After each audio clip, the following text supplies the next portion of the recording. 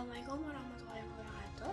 Halo teman-teman semua, perkenalkan nama aku Syifa Putra Hikmat dari kelas 10 Pada video kali ini, aku akan menceritakan sejarah tentang Kerajaan Majapahit.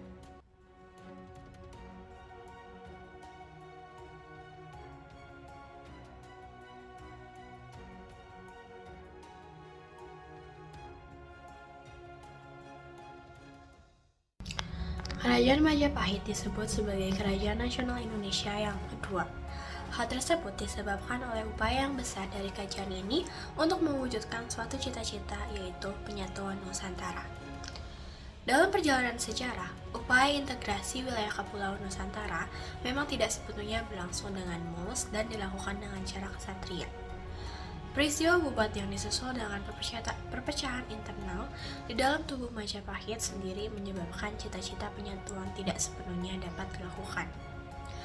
Meskipun demikian, pada awalnya Majapahit merupakan kerajaan yang mempunyai wibawa dan kekuatan yang besar.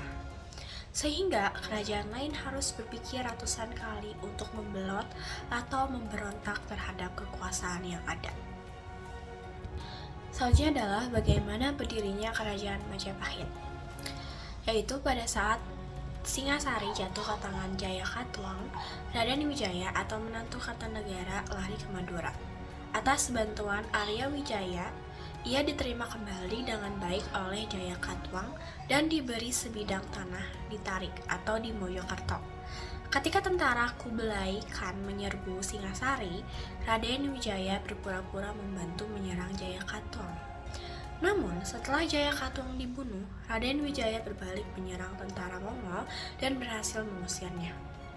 Setelah itu, Raden Wijaya mendirikan Kerajaan Majapahit pada tahun 1293 dan menobatkan dirinya sebagai gelar Sri Kertajasa Jayawardhana. Letak geografis. Secara geografis, letak Kerajaan Majapahit sangat strategis karena adanya di daerah lembah sungai yang luas, yaitu Sungai Brantas dan Begawan Solo, serta anak sungainya yang dapat dilayari sampai ke hulu. Perkembangan politik Kerajaan Majapahit. Yang pertama adalah pemerintah Kartarajasa. Untuk meredam kemungkinan terjadinya pemberontakan, Raden Wijaya atau Kertarajasa melakukan langkah-langkah sebagai berikut. Yang pertama adalah mengawini 4 putri Kartanegara dengan tujuan mencegah terjadinya perebutan kekuasaan antar anggota keluarga raja. Putri sulung Kartanegara, Dyah Sri Tribuaneswari, dijadikan permaisuri dan putra dari pernikahan tersebut Jayanegara dijadikan putra mahkota. Putri bungsu Kartanegara, Dyah Dewi Gayatri, dijadikan Raja Patni. Dari putri ini, Kartarajasa memiliki 2 putri, Tribuan Tunggal Dewi, Jaya Wisnuwardhani diangkat menjadi Brekahuripan dan Raja Dewi Maharajasa diangkat menjadi Bredaha. Adapun kedua putri Kartanegara lainnya yang dinikahi Kartarajasa adalah Dyah Dewi Narendadita dan Dyah Dewi Prajapramita. Dari kedua putri ini, Kartarajasa tidak mempunyai putra. Selanjutnya adalah dengan memberikan kedudukan dan hadiah yang pantas kepada para pendukungnya. Misalnya, Lurah Kudadu memperoleh tanah di Surabaya dan Arya Wiraja diberi kekuasaan atas daerah Lumajang sampai Blambangan. Kepemimpinan Kartarajasa yang cukup bijaksana menyebabkan kerajaan menjadi aman dan tentram. Ia wafat pada tahun 1309 dan dimakamkan di Simping atau di Blitar sebagai Swiya dan di Antapura atau di dalam kota Majapahit sebagai budak. Arca perwujudannya adalah Harikaya, yaitu Wisnu Shiwa digambarkan dalam satu area, penggantinya adalah Jayanegara. Yang kedua adalah pemerintahan Jayanegara. Jayanegara adalah Raja Majapahit kedua yang naik tahta kerajaan menggantikan Kartarajasa Jayawardhana atau Raden Wijaya pada tahun 1309 dan memerintah sampai tahun 1328. Pada saat naik tahta, Jayanagara baru berusia 15 tahun. Menurut kitab Negara Kertagama dan Pararaton, ia adalah putra Kertarajasa dari Darapetak atau putri Indreswari atau Selir. Menurut sumber lain, ia adalah putra Kertarajasa dari Tribunaweswari atau Permaisuri. Pada tahun 1269, ketika ayahnya masih memerintah, Jayanagara dinobatkan sebagai Raja Muda atau Yuwa Raja di Kediri dengan nama Abhiseka Sri Jayanagara. Masa pemerintahan Jayanagara dipenuhi pemberontakan akibat kepemimpinannya kurang berwibawa dan kurang bijaksana.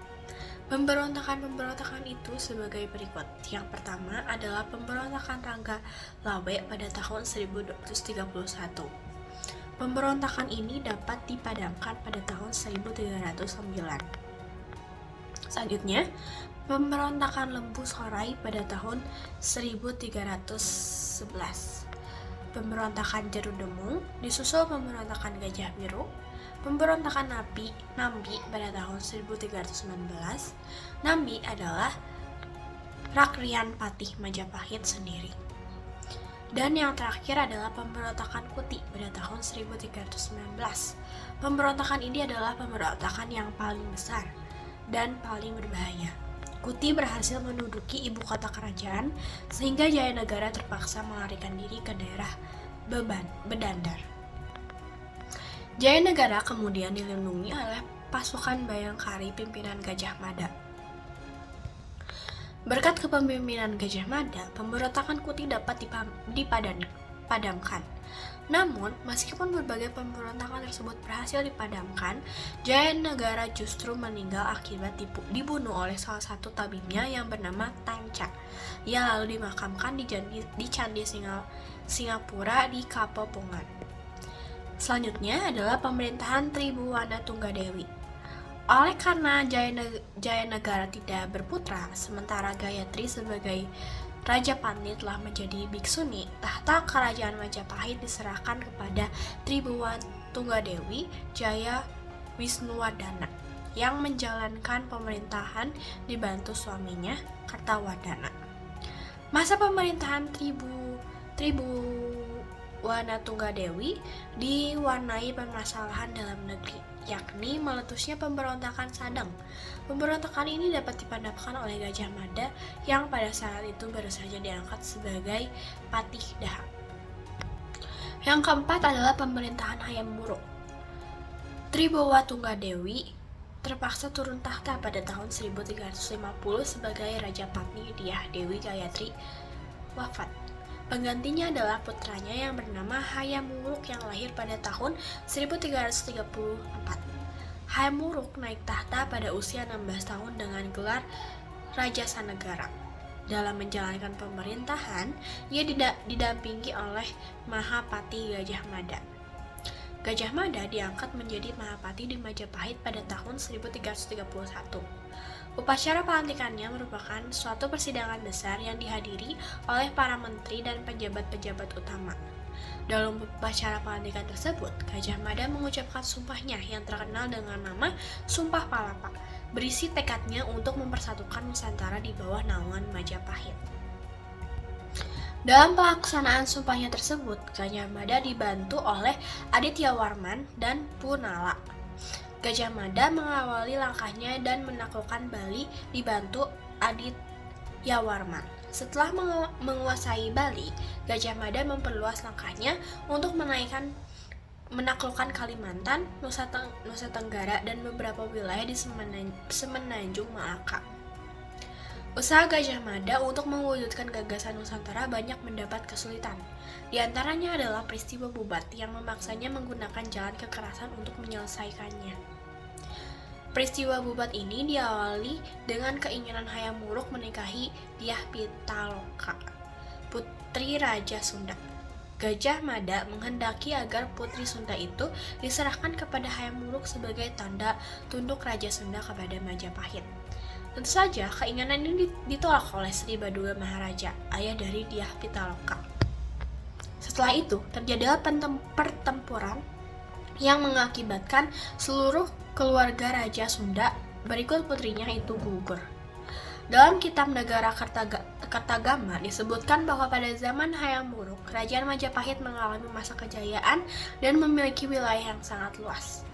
Luas kekuasaan Majapahit pada saat itu hampir sama dengan luas negara Republik Indonesia sekarang. Namun, sepeninggalan Gajah Mada yang wafat pada tahun 1364, Hayam Wuruk tidak berhasil mendapatkan penggantinya yang setara. Majapahit pun mulai mengalami kemunduran. Kondisi Majapahit berada di ambang kehancuran ketika Hayam Wuruk juga wafat pada tahun 1389. Sepeninggalannya, Majapahit sering dilanda perang saudara dan satu persatu daerah kekuasaan Majapahit pun melepaskan diri. Seiring dengan itu, muncul kerajaan-kerajaan Islam di pesisir. Pada tahun 1526, Kerajaan Majapahit runtuh setelah diserbu oleh pasukan Islam dari Demak di bawah pimpinan Raden Patah. Selanjutnya adalah struktur pemerintahan Kerajaan Majapahit. Dalam struktur pemerintahan kerajaan di Majapahit, raja dianggap sebagai penjelmaan dewa dan memegang kekuasaan tertinggi dalam pemerintahan. Roda pemerintahan dijalankan raja dibantu oleh putra raja, kerabat raja, dan beberapa pejabat pemerintah. Sebelum menduduki jabatan raja, putra mahkota biasanya diberi kekuasaan sebagai raja muda atau raja kumara atau yuwa raja. Contohnya, sebelum dinobatkan menjadi raja, Hayam Wuruk lebih dahulu diangkat sebagai raja kumara yang berkedudukan di Jimna. Raja juga dibantu oleh Dewan Pertimbangan Kerajaan atau Batara Sabta Prabu. Tugas lembaga ini adalah memberikan pertimbangan kepada raja. Anggota dewan ini adalah para sanak saudara raja. Untuk masalah-masalah keagamaan, raja dibantu oleh dewan yang disebut Dharma Yaksa. Dharma Yaksa Ri Kasanian bertugas menangani urusan agama Shiva dan Damadiyaksa Ri Kasogatan bertugas menangani urusan agama Buddha. Para pejabat keagamaan ini dibantu oleh 7 Dharma Upapati, yaitu Sang Paget Itirwan, I Kadar Murli, I Mangkuri, I Paratan, I Jambi, I Kadangan Rase, dan I Kadangan Atuha. Selain sebagai pejabat keagamaan, mereka juga merupakan kelompok cendekiawan. Ada 3 lembaga pemerintahan tingkat di atas Majapahit sebagai berikut, yaitu yang pertama adalah Sabta Prabu, merupakan sebuah dewan kerajaan.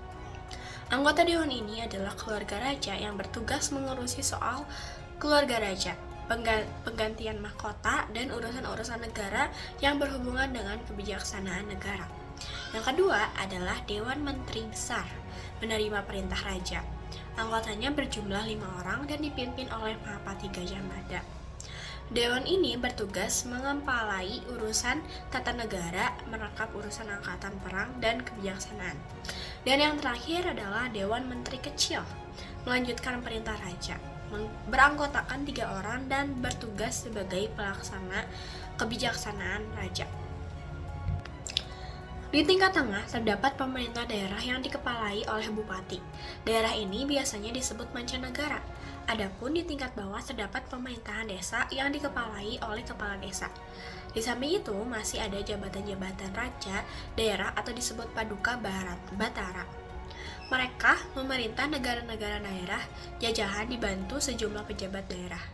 Raja Majapahit juga dibantu oleh 3 mahamenteri, yakni I Hino, I Halu, dan I Sirikan. Biasanya yang diangkat untuk menduduki jabatan ini adalah putra raja. Selanjutnya adalah kehidupan kebudayaan Kerajaan Majapahit. Zaman Majapahit menghasilkan banyak karya sastra. Periodisasi sastra masa Majapahit dibedakan menjadi 2, yaitu sastra zaman Majapahit awal dan sastra zaman Majapahit akhir. Karya sastra zaman Majapahit awal adalah kitab Negara Kertagama karangan Empu Prapanca, kitab Sutasoma karangan Empu Tantular, kitab Adiyana Wiwaha karangan Empu Tantular, kitab Kunjarakama, dan kitab Partayajna. Karya sastra zaman Majapahit akhir ditulis dengan bahasa Jawa dalam bentuk tembang atau kidung. dan gancaran atau prosa. Karya-karya sastra pada zaman ini adalah kitab Pararaton yang berisi tentang riwayat Raja-Raja Majapahit, kitab Sundayana berisi tentang peristiwa Bubat, kitab Surandaka menceritakan tentang pemberontakan Sora di Lumajang, kitab Ranggalawe tentang pemberontakan Ranggawale dari Tuban. Kitab Panji Wijayakrama berisi tentang riwayat Raden Wijaya. Kitab Sana Jawa menceritakan tentang penaklukan Bali oleh Gajah Mada. Kitab Usana Bali mengisahkan tentang kekacauan Bali akibat keganasan Mayadanawa. Kitab Pamancagah, Kitab Pagelaran, Kitab Calon Arang, dan Kitab Korawasrama. Jenis peninggalan kebudayaan yang lain dari Kerajaan Majapahit adalah candi. Candi-candi peninggalan Majapahit antara lain Candi Sumberjati, Candi Sanggapura, Candi Panataran, dan Candi Pari di dekat Porong.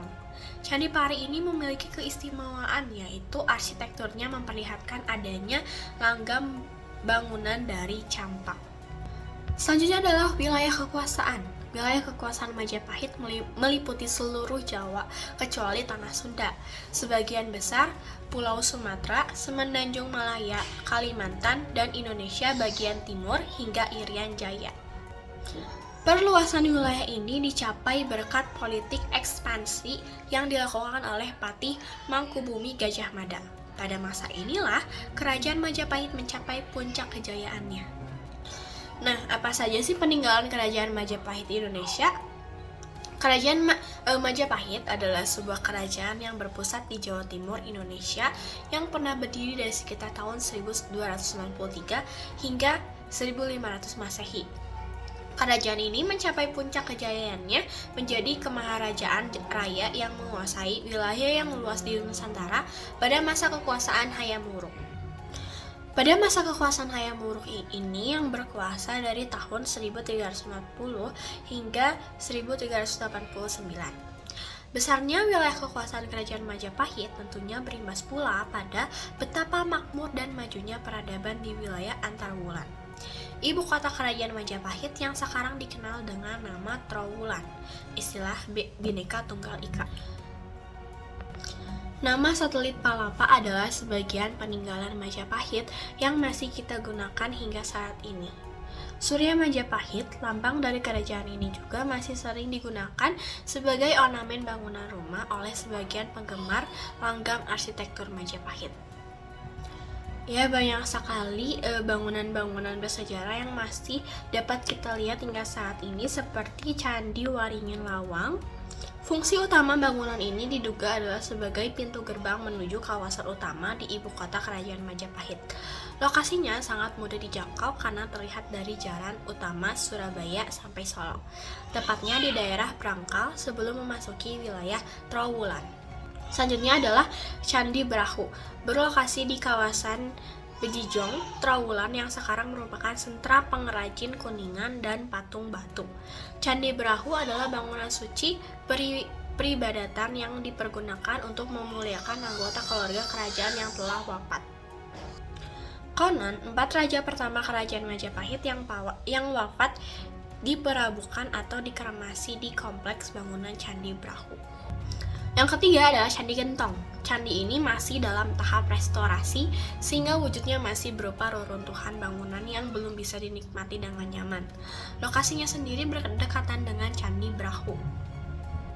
Yang keempat adalah Candi Tikus, adalah kolam pemandian ritual atau petirtaan yang berbentuk bangunan kolam bujur sangkar berukuran 22,5 meter x 22,5 meter dengan arsitektur teras-teras persegi yang dimahkotai menara-menara yang ditata dalam susunan konsentris yang menjadi titik tertinggi bangunan ini.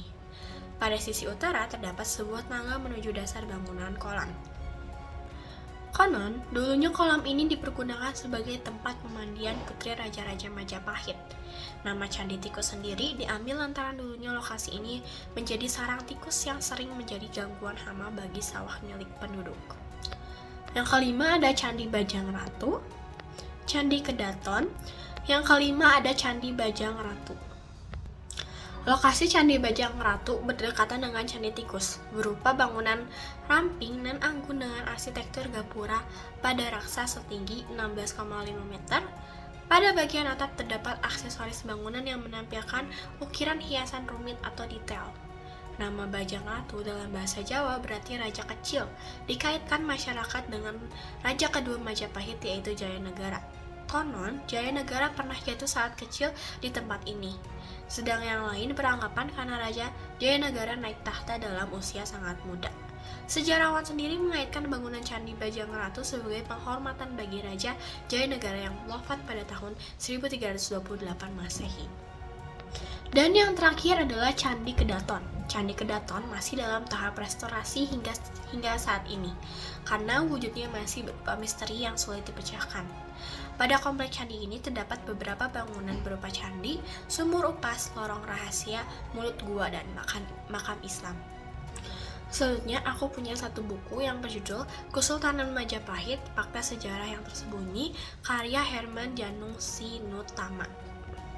Kegelisahan semacam inilah yang mungkin memotivasi tim kajian Kesultanan Majapahit dari Lembaga Hikmah dan Kebijakan Publik, pengurus daerah Muhammadiyah Yogyakarta untuk melakukan kajian ulang terhadap sejarah Majapahit.